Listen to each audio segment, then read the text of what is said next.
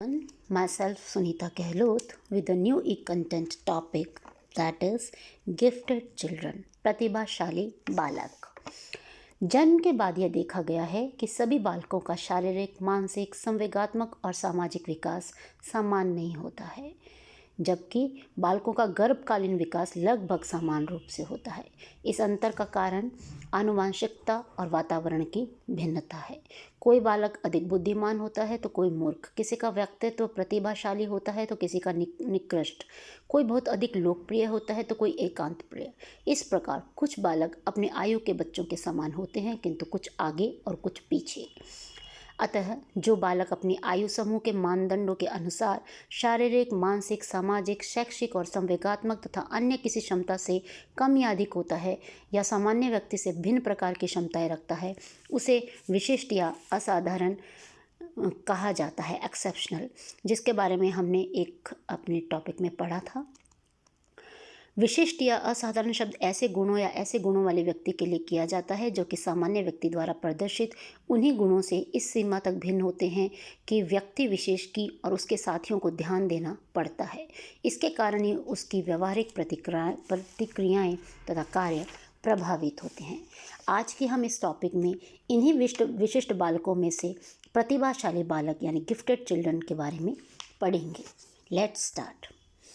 प्रतिभाशाली बालक, जहाँ एक और निम्न बुद्धि के आधार पर कुछ बालकों को मंदबुद्धि कहा जाता है, वहीं दूसरी ओर औसत से अधिक बुद्धि वाले बुद्धि लब्धि होने पर बालकों को प्रतिभाशाली यानी गिफ्टेड कहा जाता है।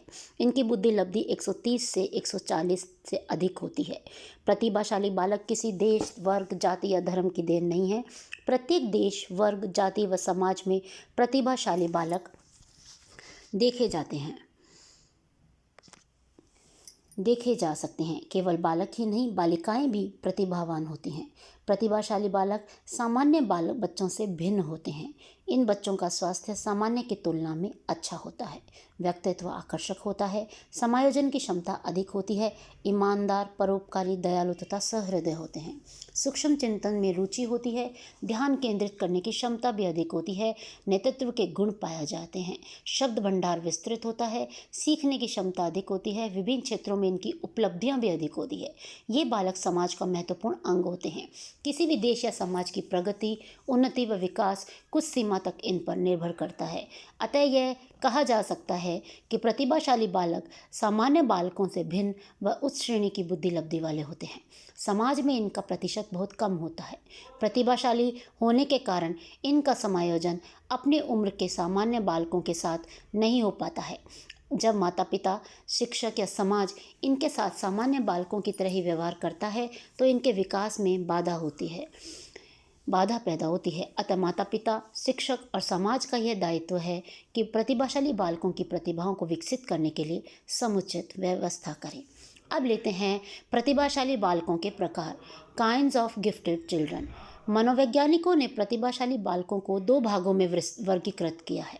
पहला, संपूर्ण प्रतिभाशाली, that is all round gifted. दूसरा, विशिष्ट प्रतिभाशाली, स्पेसिफिक गिफ्टेड।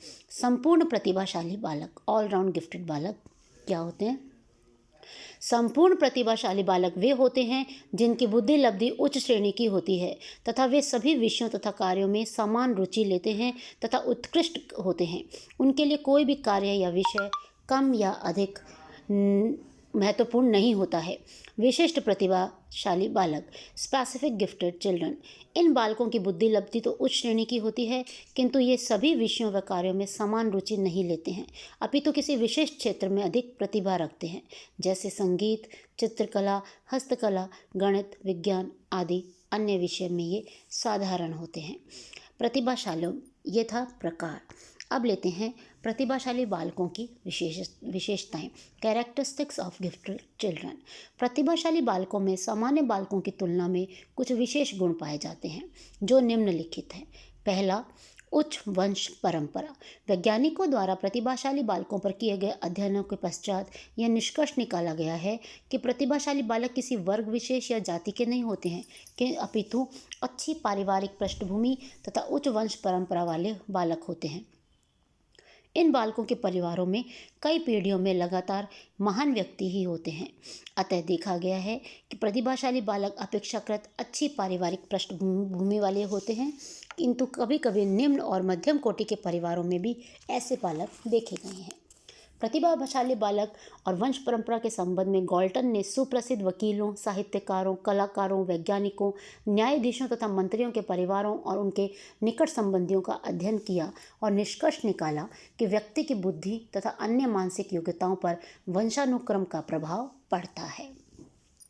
दूसरी विशेषता है उच्च बुद्धि लब्धि। प्रतिभाशाली बालकों का आकलन उनकी उच्च बुद्धि लब्धि के आधार पर ही किया जाता है। इनकी बुद्धि लब्धि सामान्य बालकों से अधिक होती है, जो 130 से 140 या इससे अधिक होती है, जबकि सामान्य बुद्धि लब्धि जो है, इंटेलिजेंट कोशिएंट जो है, 90 से 110 तक पाया जाता है। फिर आता है अच्छा स्वास्थ्य। प्रतिभाशाली बालक अपनी सामान्य आयु के बालकों से अधिक स्वस्थ व विकसित होते हैं। जन्म के समय भी इन बालकों की लंबाई, भार, शारीरिक गठन सामान्य बालकों की तुलना में अच्छा होता है। जन्म के बाद भी इनका विकास विभिन्न क्षेत्रों में शीघ्रता से होता है। ये बालक जल्दी चलना और बोलना शुरू करते हैं। यौन परिपक्वता भी इन बालकों में जल्दी आ जाती है। प्रतिभाशाली बालकों का शारीरिक ढांचा और स्वास्थ्य सामान्य बच्चों की तुलना में अच्छा होता है, जिससे ये प्रभावशाली व्यक्तित्व के दिखाई देते हैं। फिर आता है ग्रहणशीलता। प्रतिभाशाली बालकों में सीखने की क्षमता सामान्य बालकों से अधिक होती है। ये किसी भी बात को कम से कम निर्देशन में आसानी से ग्रहण कर लेते हैं। इनकी ज्ञान लब्धि और शिक्षा लब्धि अधिक होती है। फिर आते हैं एकाग्रता। ये बालक अधिक समय तक एकाग्रचित होने की क्षमता रखते हैं। इस कारण ये पढ़ने लिखने में सामान्य बालकों से आगे रहते हैं। इनमें चिंतन, मनन तथा कल्पना शक्ति जो है वो अधिक होती हैं। फिर आता है शैक्षिक उपलब्धियाँ। ये बालक शिक्षा के क्षेत्र में सामान्य बालकों से आगे रहते हैं। इनकी शैक्षिक उपलब्धियाँ भी अधिक होती हैं। खेल। प्रतिभाशाली बालक अपने हम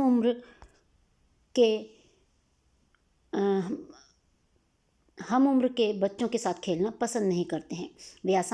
वे अपनी आयु से अधिक वाले बच्चों के साथ खेलते हैं। ये बच्चे उन खेलों को अधिक पसंद करते हैं जिनमें कुशाग्रता और चिंतन और मनन की आवश्यकता होती है, यानी बौद्धिक खेलों में ये अधिक रुचि रखते हैं। फिर आता है अमूर्त चिंतन में रुचि। ये बालक बौद्धिक कार्यक्रमों तथा सैद्धांतिक विषयों में अभूतपूर्व रुचि रखते हैं। इन्हें वे सब कार्य पसंद होते हैं जिसमें अधिक सोचने, समझने और चिंतन की आवश्यकता होती है। फिर आता है समायोजन की क्षमता। प्रतिभाशाली बालकों में उच्च श्रेणी की समायोजन क्षमता होती है। ये मृदुभाषी, शिष्ट, व्यवहार कुशल, वाक्पटु तथा बहिर्मुखी होते हैं। फिर आता है संवेगात्मक परिपक्वता। इन बालकों में आत्मविश्वास की अधिकता होती है, इसलिए ये संवेगात्मक रूप से परिपक्व होते हैं। थोड़ी सी परेशानी से विचलित नहीं होते हैं, अपितु परेशानी आने पर इसका हल ढूंढकर निदान करने का प्रयास करते हैं। ये प्रसन्नचित्त और हंसमुख होते हैं। तर्क की अधिक क्षमता। प्रतिभाशाली बालकों में अधिक से अधिक सीखने और जानने की प्रवृत्ति पाई जाती है। वे अधिक से अधिक गूढ़ जानकारी प्राप्त करना चाहते हैं, इसलिए अपने परिवार के सदस्यों, मित्रों तथा शिक्षकों से तरह तरह के प्रश्न पूछते हैं। ये बालक वाद विवाद प्रतियोगिताओं में अधिक भाग लेते हैं। व्यक्तित्व। प्रतिभाशाली बालकों का शारीरिक गठन ही प्राकृतिक रूप से ऐसा होता है कि इनका व्यक्तित्व प्रभावशाली दिखाई देता है। शारीरिक विशेषताओं के अतिरिक्त इनमें चरित्र तथा व्यक्तित्व निर्माण संबंधी ऐसे गुण होते हैं जो इनके व्यक्तित्व को प्रभावशाली बनाते हैं। फिर आता है प्रवृत्ति। इन बालकों में आगे बढ़ने की प्रवृत्ति पाई जाती है, इसलिए ये प्रत्येक कार्य को उत्कृष्ट तरीके से करते हैं। फिर आता है प्लानिंग यानी दूरदर्शिता। ये बालक लक्ष्य प्राप्ति के लिए प्रयत्नशील तथा आशान्वित रहते हैं, अतः प्रत्येक कार्य को योजना बनाकर ही करते हैं। बिना सोचे विचारे अविवेकपूर्ण ढंग से नहीं करते हैं। इनमें दूरदर्शिता पाई जाती है। आशावादी दृष्टिकोण। ये बालक आशावादी होते हैं। किसी कार्य में असफल होने पर निराश नहीं होते हैं, अपितु उस असफलता के कारणों को ढूंढकर पुनः उस कार्य को और अधिक लगन व उत्साह से करते हैं। तो ये थी प्रतिभाशाली बालकों की विशेषताएं। अब लेते हैं कि प्रतिभाशाली बालकों का समायोजन यानी एडजस्टमेंट। यह माना जाता है कि प्रतिभाशाली बालकों का सभी क्षेत्रों में समायोजन अच्छा होता है। वैज्ञानिकों को मानना है कि बुद्धिलब्धि और समायोजन में सहसंबंध होता है। बुद्धिलब्धि अधिक होने पर समायोजन धनात्मक होता है और कम होने पर ऋणात्मक। किंतु यह देखा गया है कि प्रतिभाशाली बालक भी समायोजन समस्या से अछूते नहीं हैं। इन बालकों के साथ समायोजन समस्या तब उत्पन्न होती है जब इन्हें परिवार, विद्यालय व समूह के बीच एक सामान्य बालक ही समझा जाता है। ऐसी स्थिति में बालक अपनी प्रतिभाओं का भरपूर लाभ नहीं उठा पाता है और उसे निराशा व कुंठा हो जाती है।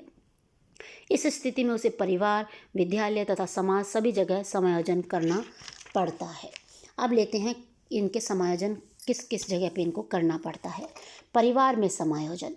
प्रतिभाशाली बालक परिवार समायोजन तब तक नहीं कर पाते हैं जब परिवार के सदस्य उसे सामान्य बालक ही समझकर साधन व सुविधाएं प्रदान करते हैं, जबकि प्रतिभाशाली बालक परिवार से अपने विकास के लिए अधिक साधन व सुविधाओं की अपेक्षा करते हैं।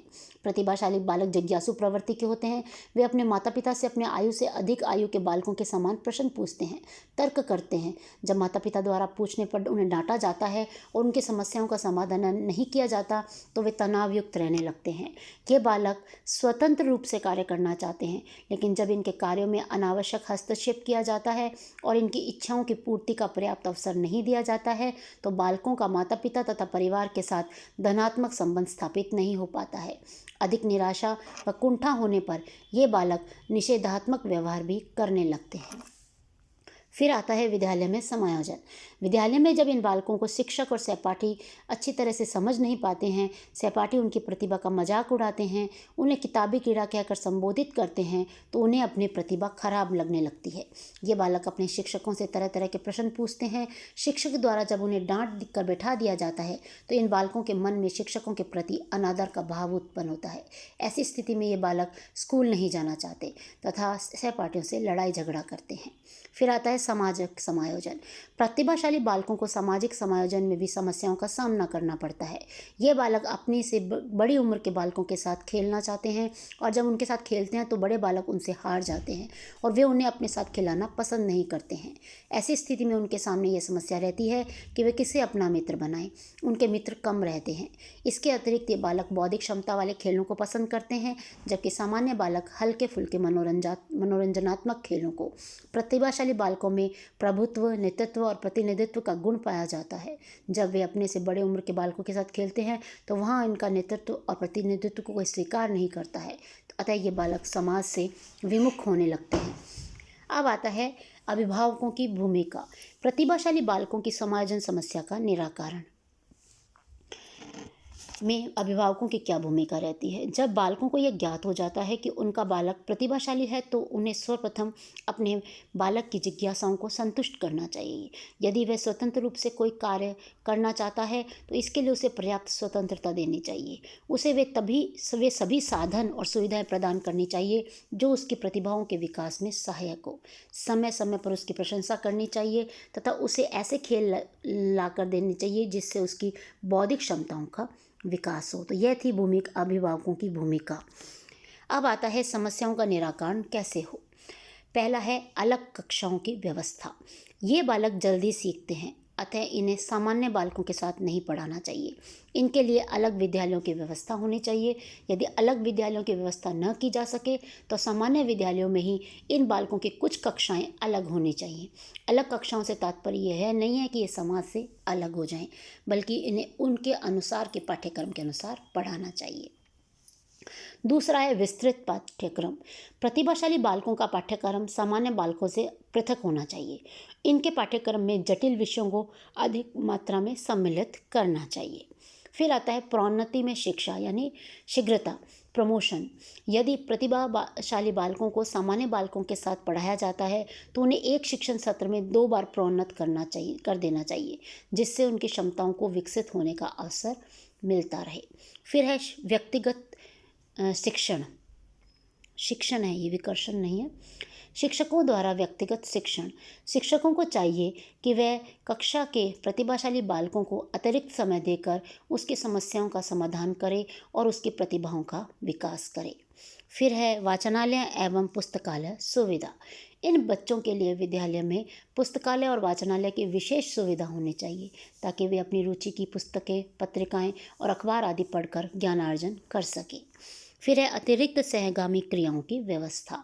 ये बालक पढ़ाई के साथ साथ खेलकूद, वाद विवाद, नेतृत्व, संगीत, कला आदि में रुचि रखते हैं, अतः विद्यालय में इनकी व्यवस्था होनी चाहिए। समय समय पर इन सब चीज़ों का आयोजन होना चाहिए।